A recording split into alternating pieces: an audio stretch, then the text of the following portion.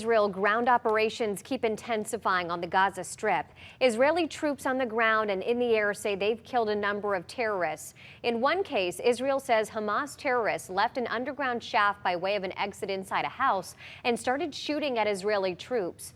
Those troops returned fire. Several terrorists died in that particular confrontation. And now a story that you'll only see here. A family talks to Wink News just hours after crossing the Gaza border into Israel. Yesterday, Wink News reporter Claire Galt was the first to know that Emilee Rauschenberg, her husband and 5 kids were finally able to get out of Gaza after being stuck there for weeks. She joins us now in studio, and Claire, Emilee's dad, John, of course, lives here in Bonita Springs. He's the one who told you that the family made it to a Cairo hotel. So what's next? Well, Russ, right now they are sleeping, they're eating and laughing, and they are relaxing because for the first time in weeks, they are safe. The Rauschenberger family told me they're living like celebrities. Their dad, John, and the world feared they may never get out of Gaza. Now they're celebrating accordingly.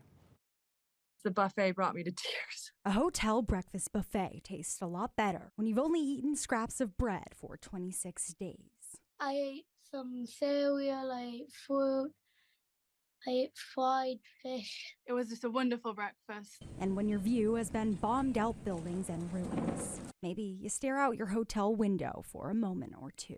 People on the street having cafe, food at 3 in the morning or 2 in the morning were passing. When we first came, it just felt too good to be true. And when you haven't had hot water in almost a month, just one wash doesn't cut it. She and Tarek took a very long shower. Really happy we have hot shower, electricity, lights, and everything a hotel can give you. My husband's taken all the laundry to a laundromat.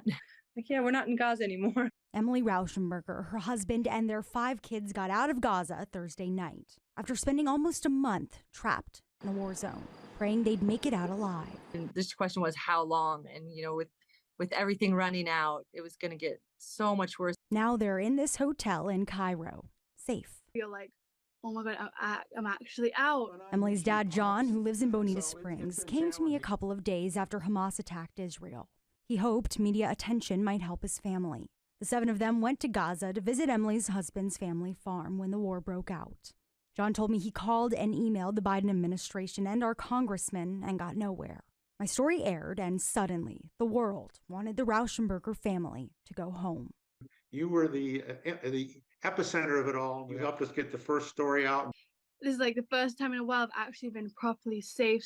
But it's like the proper feeling that you don't have a chance. You'll actually be hit by a bomb or a missile or anything. 14-year-old Nora told me it will take a while for her to remember loud sounds are not bombs, whistles are not rockets. Or when like a door slams, just those sounds that startle your body. Now, for the first time in what seems like forever, Emilee's kids are not counting down the days trapped in a shelter, counting the seconds until a bomb drops, counting the hours in line at the border. Instead, they're treasuring each and every second of peace. You're just very grateful.